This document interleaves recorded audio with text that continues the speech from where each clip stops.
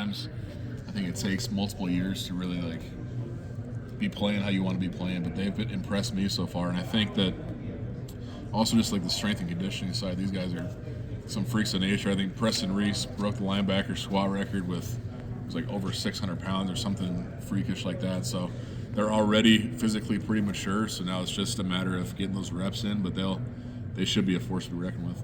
What's the potential for that group? I mean, you mentioned being a force to be reckoned with. Maybe let's revert to this season. Do you see them being impactful on special teams? I think so, yeah. I think they can make a big difference in special teams as well as maybe rotating and, getting some defensive reps perhaps. I don't know what that room's looking like as much as the D-line room, obviously, but they're guys that do things the right way, and they have some older guys ahead of them that are going to show them, the steps that it takes to be at that level too. So I think that they're in a good spot for sure. You've been around for some of that linebacker turnover. I mean, going from Jack to Jay and now Jaden and Carson. What have you seen from them? Maybe why would you expect them to continue that tradition or step up and play well this year? Yeah, I think it all kind of stems from Coach Wallace and the culture that he's created inside that room. He's created it to be where the younger guys are really looking to the older guys that are playing and seeing how it's done and learning and working in practice to kind of behind the scenes become that player. As you saw, Jack Campbell was the guy, and then he kind of passed off that role to Jay Higgins. And I think these younger guys have kind of been watching how they played, and they can kind of emulate their style off that. Kane said he was shocked when he got the news that he was coming out here. Why did his teammates vote for him? Vote for Cohen? Yeah, I'm sorry, Cohen. No, you're good. I think that they voted for him because they see how he goes to work every single day. He's a guy that's going to come in there and do things right in and out, on and off the field. He's also a guy that he's very vocal in his leadership style, and I think guys kind of gravitate towards that.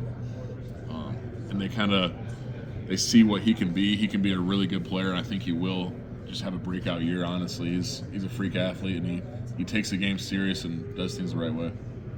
Thank you. Yeah. How was your wedding? It was great. It was an amazing day.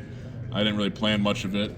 My wife planned a lot of it, but she did a great job, her and her family, and it all came together great, and it was awesome. Logan said he was your best man. Yep.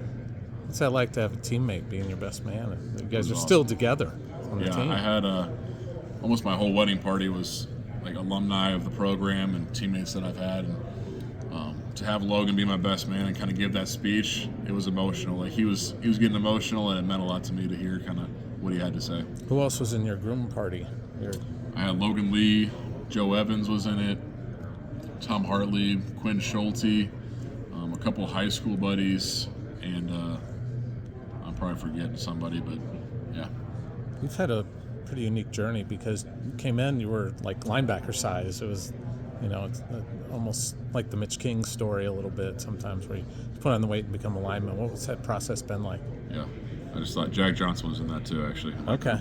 But coming in as a linebacker and having to put on that weight and stuff, it's kind of like a hurdle that you have to get over before you're really able to play how you want to play, just because in the Big Ten, obviously, there's some super big, strong offensive linemen that you have to be able to physically contend with. So that takes a little bit to kind of get to that level.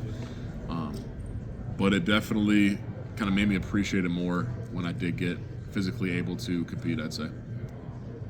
You touched on it earlier, just being a player that Coach Ferris looks at and says, I want you to represent Iowa Hawkeyes at Big Ten Media Days.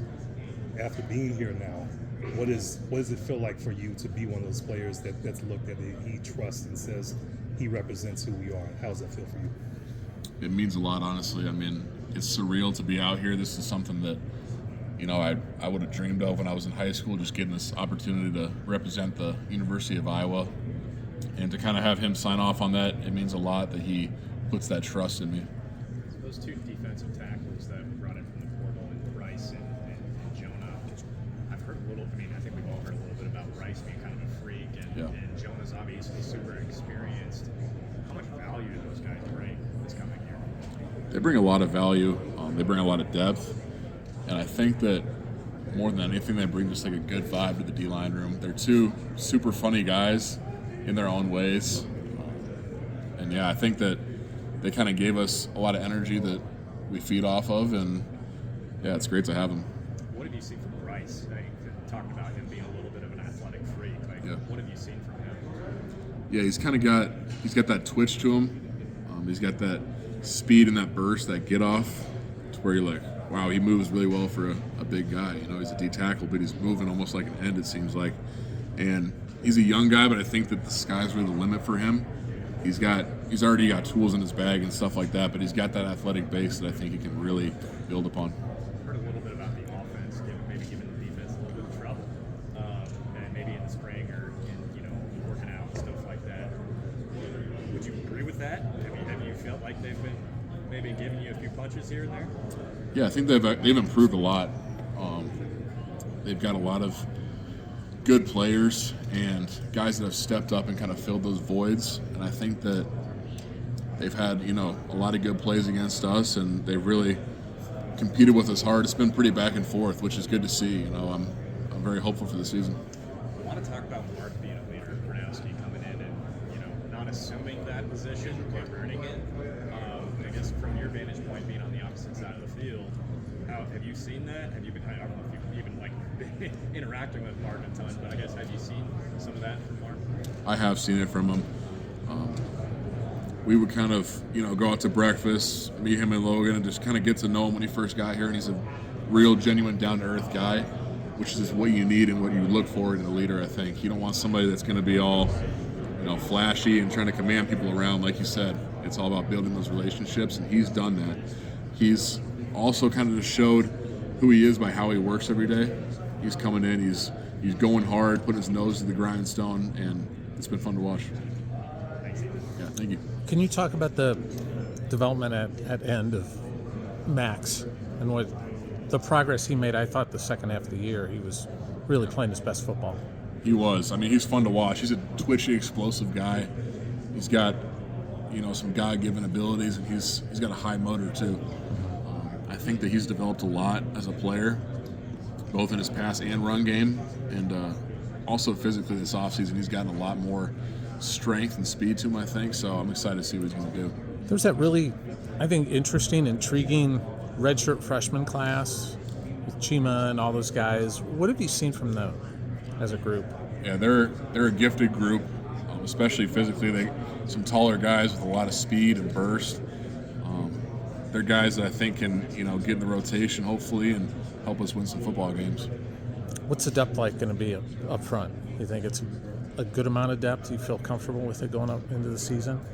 Yeah, I think we got a lot of good guys that can help contribute, and a lot of experience in the room, whether that be at Iowa or at, a transfer's former university, but they're all experienced guys, and that experience means a lot in college football, obviously.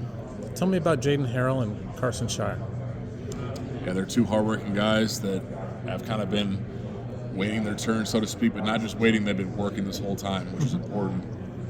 Carson Shire is super athletically gifted. He's a physical guy.